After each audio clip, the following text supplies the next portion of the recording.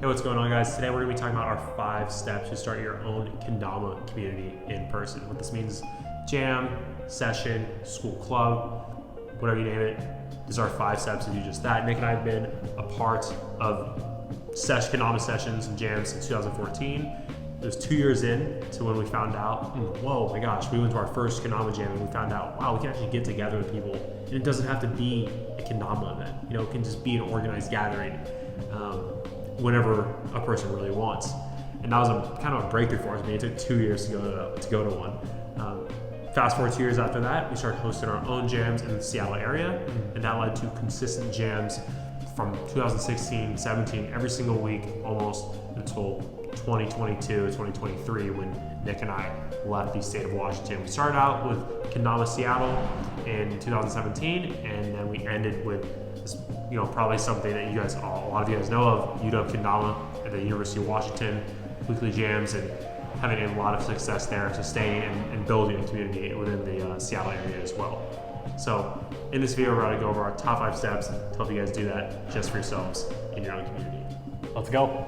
Step number 1, starting.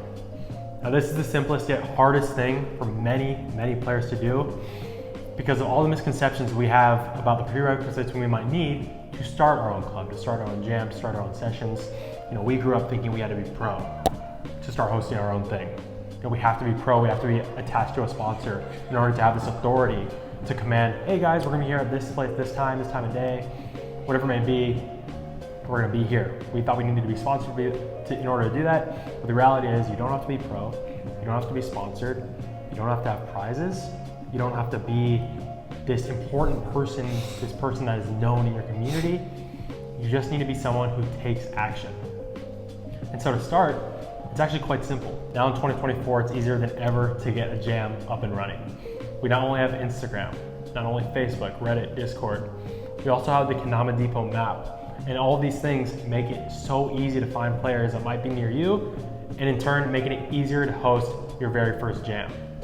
And so once you find your local players, your local scene, connect with people online who are interested in doing the same thing, you set a place, you set a time, and you just commit. If it's a concern of not being good enough or not having enough experience, let's put it this way. If you're playing a sport and you're playing, select growing up for basketball, soccer, football, baseball, you name it, and your coach didn't go to the MLB, NBA, would you not listen to them? Would you discredit everything that they're saying? Would you think less of them? No. Your coach, they have more experience than you, they're better than you, they're here to teach you things, they're here to guide you through the process. What I'm trying to say is you really only need to know 5 to 10% more than someone else to provide genuine help or genuine value to their journey. It just so happens that a lot of people in the areas, they think they wish that I wish I had players near me, I had nobody near me, I have my nearest gym is 3 hours away, I can't get to it all the time. It seems like the best opportunity for you to start your own. Step number 2, making your jams visible. We want to make these visible and accessible to the world as best as we possibly can. And this comes with 2 simple steps: creating an Instagram, some form of public social media, and creating a logo / profile picture to go along with that. Now there are so many ways you can do this very easily. A lot of people think they have to climb over a lot of walls, go through a lot of hurdles in order to make this logo, in order to make this profile picture for themselves, but it doesn't have to be that complicated. You can actually make things on Instagram stories, even Snapchat. What Zach and I recommend is on Canva. Very nice, very simple. We're leaving a tutorial in the description below, so it's accessible for everybody. Anybody can do this, even Zach and I can do this. Super easy. But once you set up these 2 things, get an Instagram up and running, get a profile picture to go along with it to accompany it, and makes it look a lot more legit than just a random post in a social media forum saying, hey, who can jam this weekend? I'm at this park, whatever. That's a good first step. Once you accumulate these people, accumulate other Kendama players in your area, kind of see who's in on the idea, you can officialize it by doing these 2 steps. Step number 3, organizing your first jam. Now this is actually very simple. After you have done these first 2 steps of committing to the act of going in on creating your own club, your own session, and then creating your own Instagram on top of that with a profile picture to match, make it as legit as possible. The next thing to do is to publicly announce when and where you are going to do your jam. And all it takes is really a simple caption that goes something like this. Hey everyone, we're gonna be at this place at this time, this many times per month, per week, however frequent you want it to be. You're going to commit to these times, have it in your bio, make it as easily accessible as possible for people to see and stick to it. That's pretty much all there is to it, but on top of that, a little extra preparation can look a little something like this, actually reaching out to Kendama companies for any extra Kendamas they might be able to send your way. And now, not everybody can just get free Kendamas. You know, a lot of people ask for this all the time, whether it be emails, DMs, you know, we get these messages, Kendama companies definitely get these messages. They don't just give them out to everyone, but in order to increase your chances, honestly, to make them as high as possible, that's why it's so important to make this Instagram, to make this page, this profile page, something to look at, some social proof, some proof for the Kendama companies to be like, oh, that's where I'm putting my Kendamas towards. That's how I'm supporting the Kendama world. I'm funding these jams. And so just a little extra preparation like this can go a long way.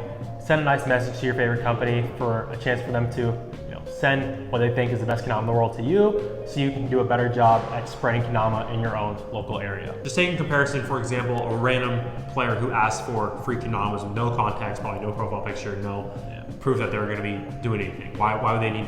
No one's going to give you free Kendamas for nothing. You know, you're not even doing anything with them. That person will never get Kendamas. Versus you, who now has a mission behind it, a purpose. You give the company context. Hey, I'm doing this, I'm trying to spread Kendama through my local community with proof. You give them your Instagram, you give them, you know, the structure, the schedule. Now it's not only a win for them in the sense that they're helping spread Kendama, it's also spreading their brand to, you know, wherever your community is. So it's a win-win for both. They get to spread Kendama, they get to spread their brand, you get to spread Kendama, you get to attract more players and give them more opportunities to take that experience of Kendama home with them from the jam to, you know, enhance and hopefully make their journey with Kendama consistent. So after you're done organizing your jams, you're all set to go. The next step is how to run the most enjoyable jam possible. What do we do in order to, you know, make not only the time enjoyable for ourselves, but for others? And so there are a couple ways to do this. What Zach and I have learned through the many years of us hosting jams in, you know, Seattle, all around Washington, you know, Kendama, whatever it may be, we've learned that the most important thing is connection and actually putting time towards, you know, fostering this relationship you have with the people who come to your session. You know, whether it may be just a 3 to 5 minute conversation of, you know, what's your name, where are you from, how long you've been playing Kendama, what setup are you playing, what's your favorite company, all these, you know, all these introduction questions. You know, even things as simple as these can lead to deeper conversations, making it a lot easier for not only you to connect with the people that you're trying to host, but make it feel for them a lot more of a welcoming place to be. I can't tell you guys how many times Nick and I have had people come back to these jams across many years of having them, no matter where they were, just because of the fact of, yeah, Kendama was awesome, but what really brought them back was the experience they had connecting with the other people there. It's so important to have that warmth, have that friendliness that we feel as Kendama players that we're used to, you know, because we're in this world where we are at Kendama events, we go to Kendama events all over the world where we feel so welcome. The community is so tight-knit. This is so normal for us, but for people outside of Kendama, you know, I don't think we realize we're actually, not a lot of people have these types of experiences, the community aspect. You're not only giving someone this experience, hearing them out, getting to know them genuinely for who they are as a person while you guys are playing Kendama, but now you're facilitating the community, a place where people can come to the space in one spot at the same time, consistent every single week. Not a lot of people have that type of community in person. Some of them have it online, but in person is super rare. So for you to actually bring this to the space that you're in is a blessing to not only their lives, but your life as well. Now you can enhance so many other people's lives and learn so much from other people just by having this jam space. Yeah, and it might take a lot of courage for you to become the facilitator, to become the extrovert for just a couple minutes, but I promise you, if you follow through, you are going to impact many people's lives. And it's going to be the reason people keep coming back. So after you foster these connections, you might be wondering, how do I keep this enjoyable for the full 1, 2, 3 hours we're all here together? So there's a lot of ways to do this, but what Zach and I have seen as most effective again is, no matter what the skill level, having accessible mini games for everyone to participate in. This could be something like candlestick battle, big cup off, spike off, even something as silly as unicorn battles.